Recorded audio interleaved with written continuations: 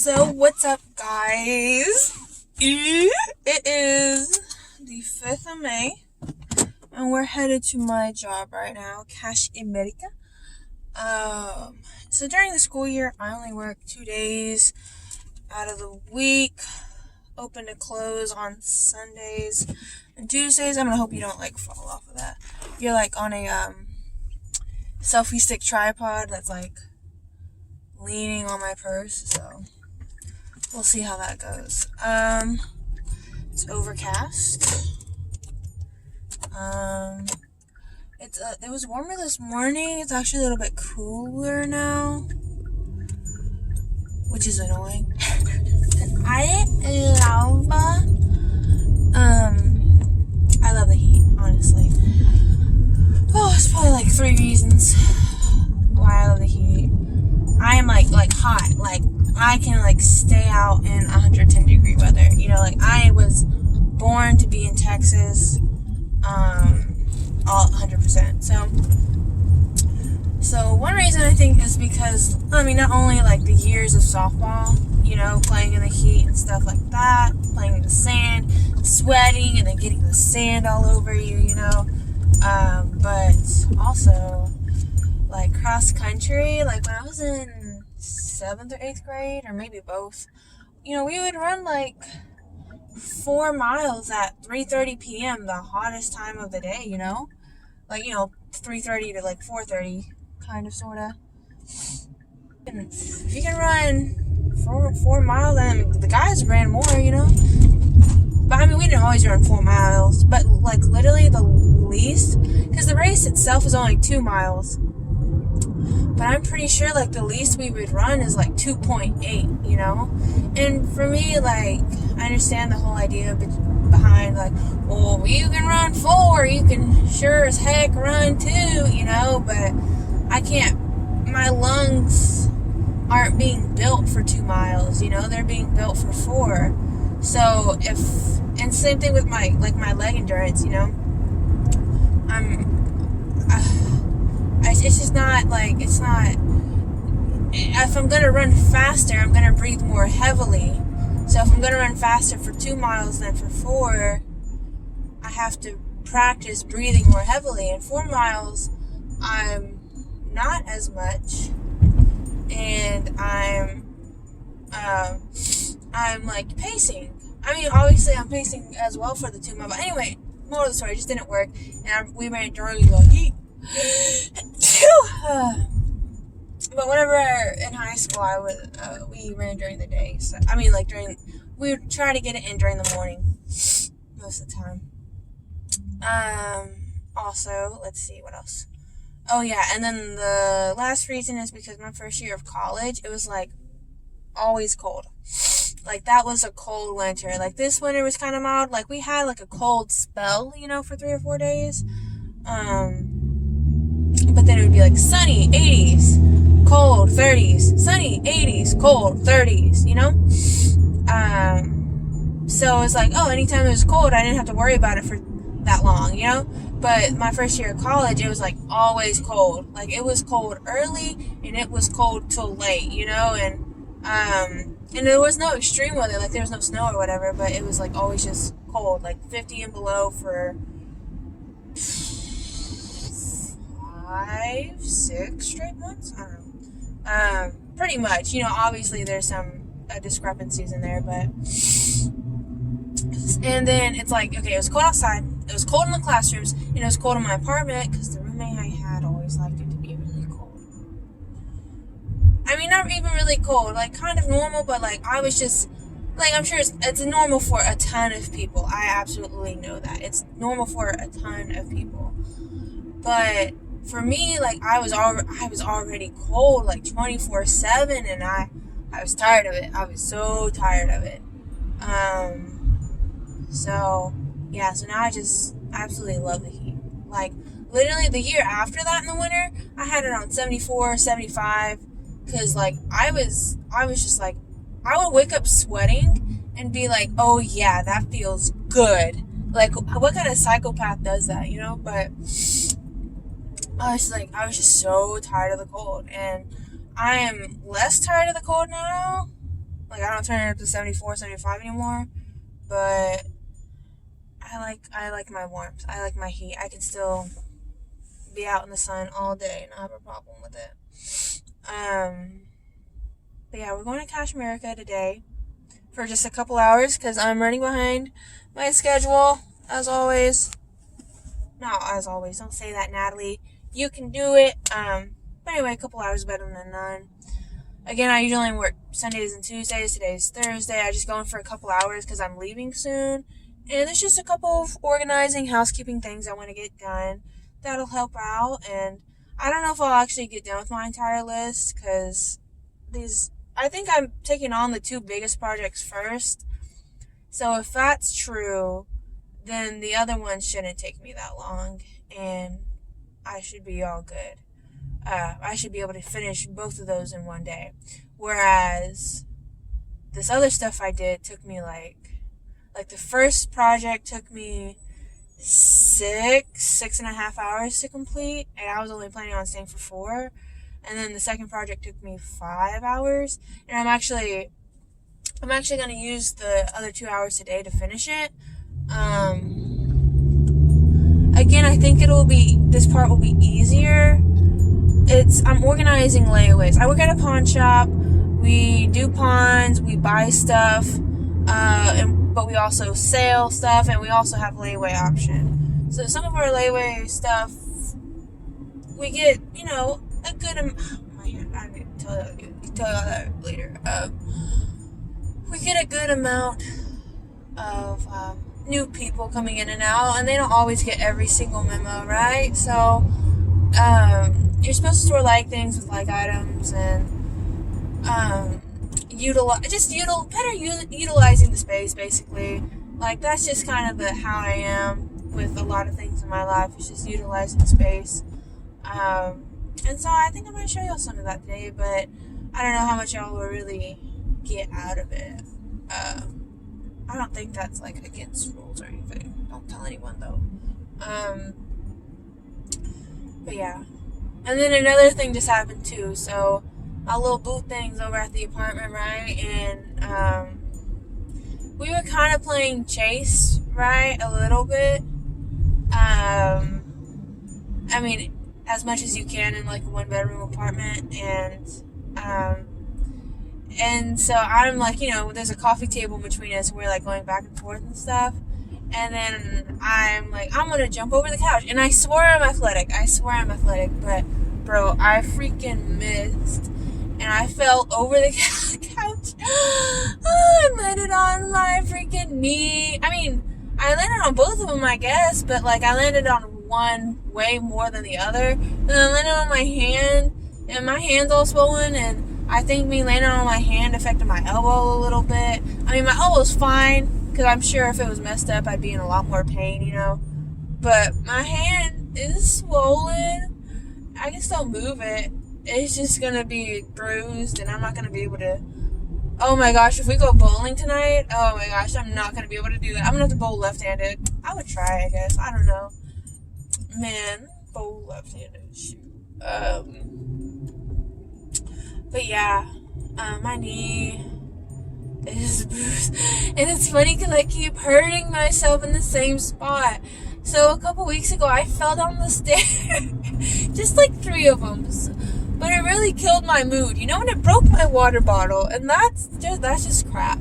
How dare you break my water bottle? Because I was looking at the stairs, and then I kind of zone out, and then I'm like, is there 2 or 3 left? And I trip, and I wasn't one of those. It wasn't is there 2 or 3 left. My shoe just caught the front of the stair, and it was a good but anyway, I hit my shin on my left leg and my knee on my right leg, and that's literally what I just did. I don't know how I hit my shin. I guess I hit my shin with either on the side of the couch, on the back of the couch, or with my other leg. That's the only 2 options really. And and that one hurt. I didn't cry when I fell down the stairs, but I cried today.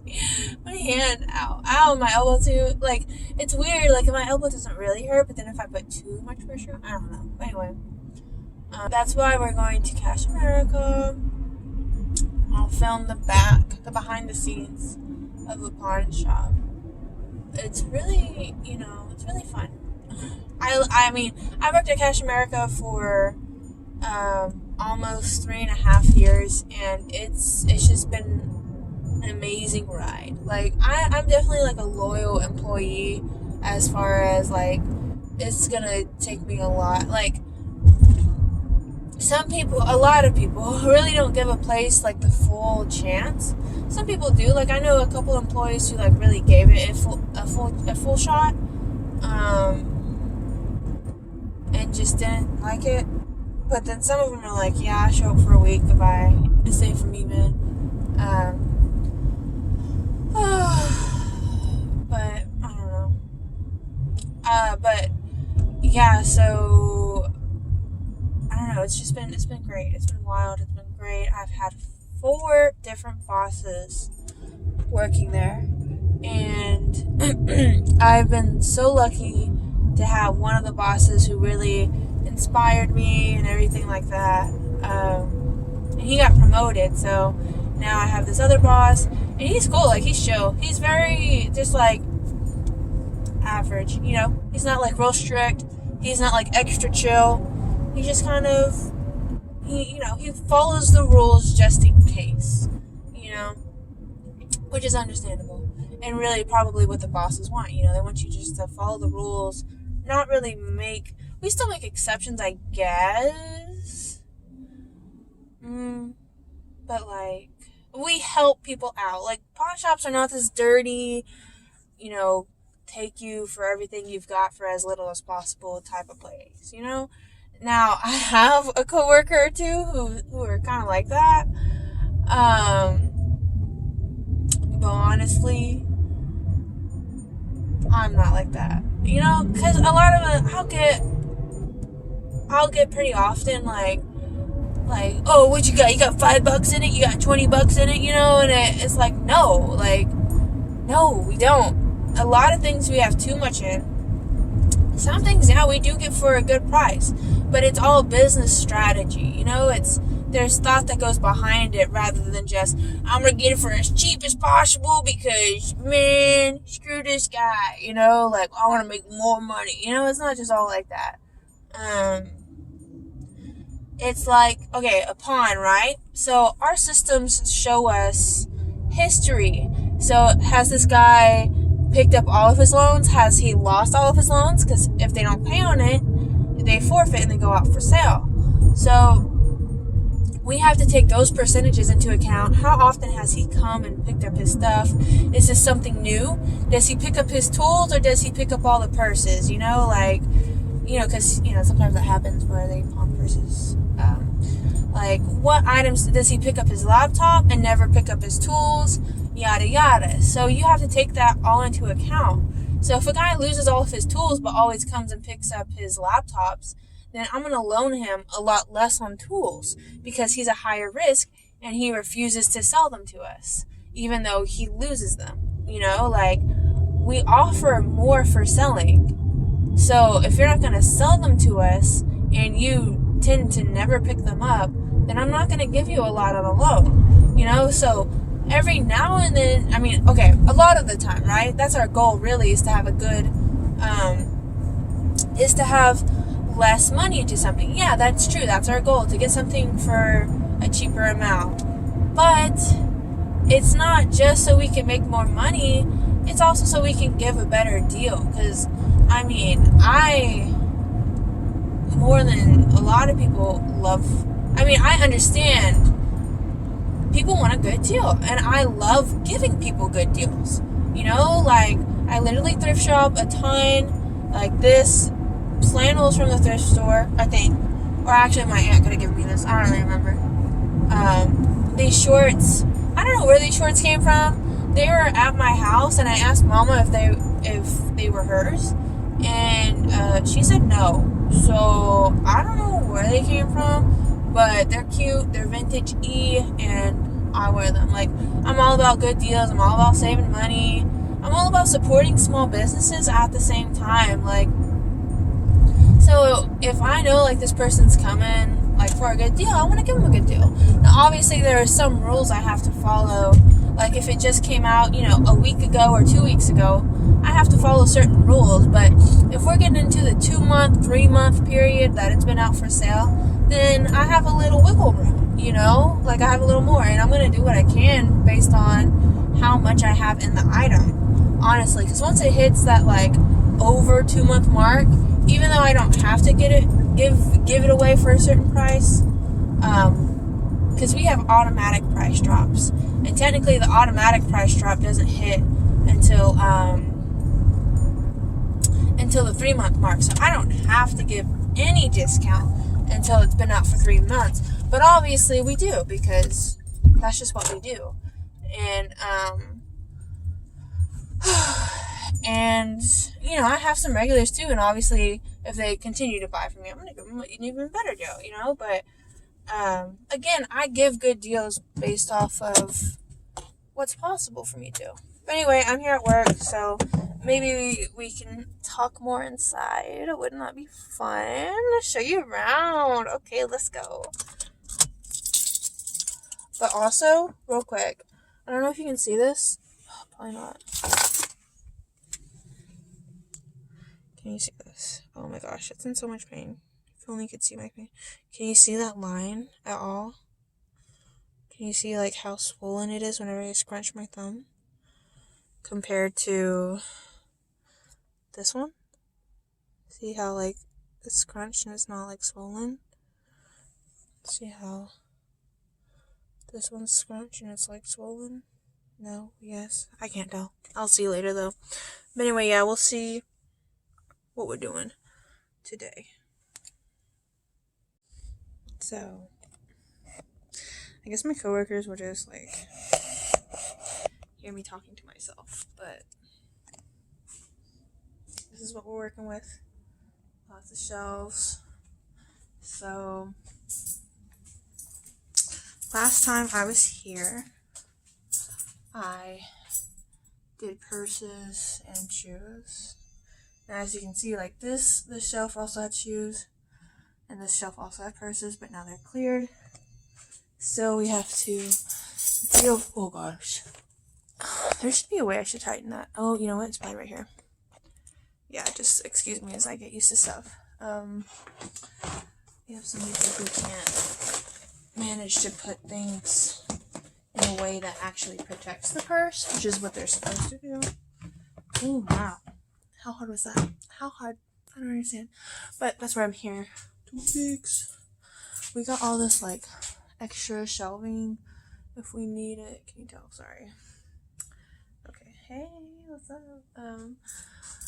Anyway, like, who puts this on top of a keyboard? Like, that doesn't make sense. A keyboard on top of a keyboard? Like, that's gonna hurt it. So I'm gonna move that. This is just tools. That doesn't need to be there. That doesn't need to be there. This doesn't need to be here.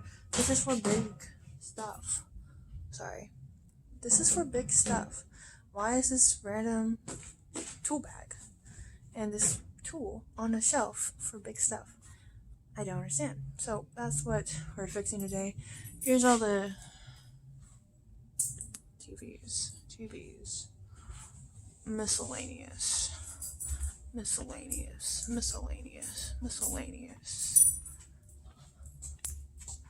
The other side of the TVs. And then, like, really, this is, like, where the tools are supposed to kind of go. We got some big tools on the bottom. Just the speaker chilling right here. For some reason.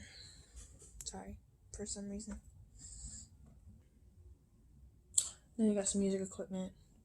Both of those amps are gone now, so they just picked them up since the last time those are game systems up there. So, yeah, we're just gonna organize, make things make more sense. Hopefully that shouldn't take too long. I just need to write ticket numbers and then go in the system and rewrite their locations. So hopefully it doesn't take too long, and hopefully they don't ask me why I'm talking to myself. So, yeah.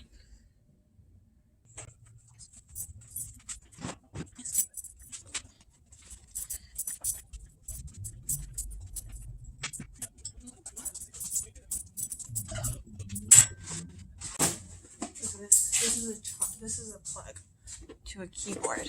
And there's no keyboard right there.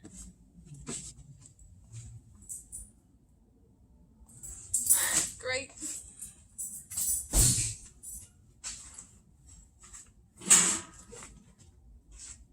This is a pawn?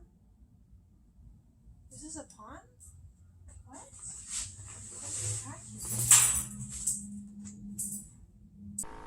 I kept that first bit of audio in going 3.5 speed because I just think it's so funny, the sound of my footsteps just going so quickly and stuff, so I just kept that in. This, I think it did end up being exactly what I'm about to say it was. That happens sometimes, like why is there still a tag on it? Why are there both tags on it? One of the tags needs to be gone, and you know, you look into it and stuff. I think we bought these, we put it out for sale, someone put it in layaway, they couldn't get it out at the end of the 6 months, so they pawned it in order to have more time to pay it off. I think that's what happened, but we'll see. So to go more in depth, because if you haven't worked at a pawn shop, you pretty much don't know exactly what that means. So basically, people have layaways, right? And you only have to pay them 15% each month to show us that you're still coming and paying on it. Now that 15% is not an evenly cut out amount of how many months you have. You know, it's not a $600 item. You get 3 months. You must pay $200 a month. That's not like what it is. It's a minimum of 15% of the total price, and that's before taxes. So no matter what, even if you get a 6 month layaway, you put the 10% down payment, pay 15% every month. Your last month is still going to be 15% plus the total amount of taxes for that item. So I'm going to continue in the next voiceover, so stay tuned.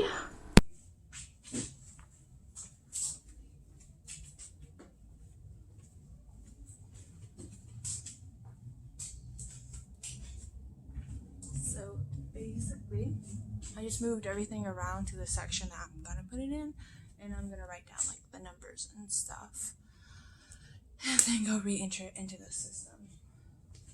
So just to reiterate, the monthly minimum is not your total cost divided by into how many months you have to pay it off. It is a minimum just so that you can tell us that you're still coming in and paying on it. Now, what happens sometimes is that people will have 4 months to pay something off, and their last month they still have 30 or 45% plus the total amount of taxes left. And if they don't pay more than their minimum, then that's quite a ballooned amount that they have to pay now. So it's really, so whenever I write a layaway, unless they've done a million layaways and they should know by now, I always tell them this is just your monthly minimum, but you should pay more so that your last amount isn't just, you know, twice or 3 times as much as your monthly minimum. So then basically what happens when they only pay the minimum and they can't pay the full amount at the last month, we can't extend it. That is your last month. There's no way we can give you more time. So usually by the last month, the value is less than half. Like what you have left to pay off is less than half of the amount of the total item. So what we'll do is we'll write a loan for you for that amount that you have left on it. That way, even though now you're paying interest on it, so obviously we don't want you to go there, but if you feel like you have to go there, then we suggest it. But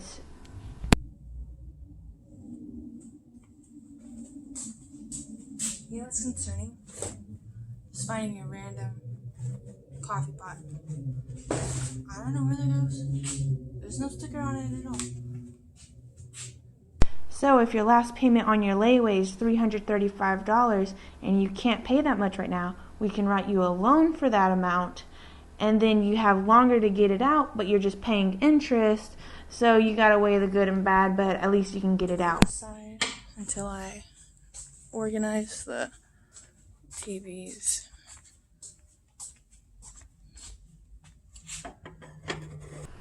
I feel like that was kind of a long explanation, but also necessary. But I really wasn't trying to take that long. But anyway, now I have a bunch of time just to like talk about what I'm doing. So, you see, what I did was took the item from the place that I no longer wanted it to be, and then I set it in front of the place where I thought it should go. So then once I actually put it on the shelf, I wrote down the item number and wrote down the new location. So once I wrote everything down, I went to the computer, looked up the item number, and then relocated it in the system. So it just made everything more organized, cleared up more space, and put like items with like items.